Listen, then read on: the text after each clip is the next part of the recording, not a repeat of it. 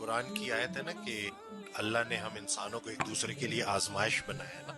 تو یہ جو مشکل لوگ ہمارے گھر میں ہوتے ہیں یہ ہماری آزمائش بھی ہوتے ہیں، ہمارا انعام بھی ہوتے ہیں. مجھے حضرت واصف علی واصف رحمۃ اللہ علیہ کا ایک فقرہ یاد آ گیا کہ حضرت یوسف علیہ السلام کے پورے سفر میں سب سے بڑی کنٹریبیوشن ان بھائیوں کی تھی جنہوں نے انہیں کنویں میں پھینکا تھا. تو ہو سکتا ہے تمہیں اذیت لگ رہی ہو، لیکن وہ اللہ نے پراپر طریقے سے اس کو پلانٹ کیا ہے تاکہ تمہیں وہ خیر کے سفر پہ چلا سکے. تو یہی ہے نا کہ جو انسان اپنی پریشانی کی ذمہ داری دوسرے انسان پر ڈالتا ہے اس کی پریشانی کبھی ختم نہیں ہوتی. اپنا اپنا سفر ہے، اپنی اپنی قبر ہے. اور اللہ نے بھی جب ہم سے وعدہ لیا تھا تو ایک اللہ اور ایک وہ روح، تو ایک ایک کر کے سب سے وعدہ لیا تھا. تو اس سفر میں نہ کوئی باپ ہے، نہ کوئی بیٹا ہے، نہ کوئی بھائی ہے، نہ کوئی شوہر ہے، نہ کوئی بھی رشتہ نہیں. اس میں اللہ ہے اور بندہ ہے. مطلب وہ اللہ کے لیے ہم نے وہ معافی تلافی کرنی ہوتی ہے. سرکار کا بھی تو یہی فکر ہے نا کہ میری بیسک تعلیم یہی ہے سب کو کہ معاف. سب کو معاف کرو.